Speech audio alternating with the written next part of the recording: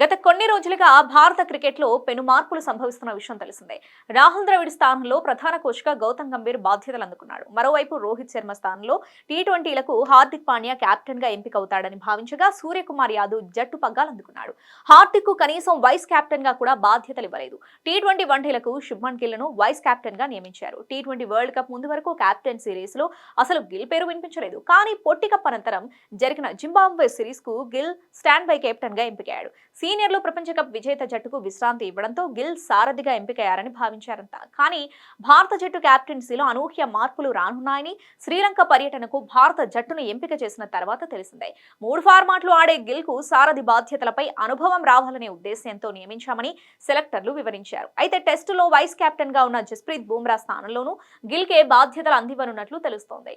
స్వదేశంలో సెప్టెంబర్లో బంగ్లాదేశ్ తో ఆడే సిరీస్ తో గిల్ సుదీర్ఘ ఫార్మాట్ లో వైస్ కెప్టెన్ గాను ఛార్జ్ తీసుకున్నాడు.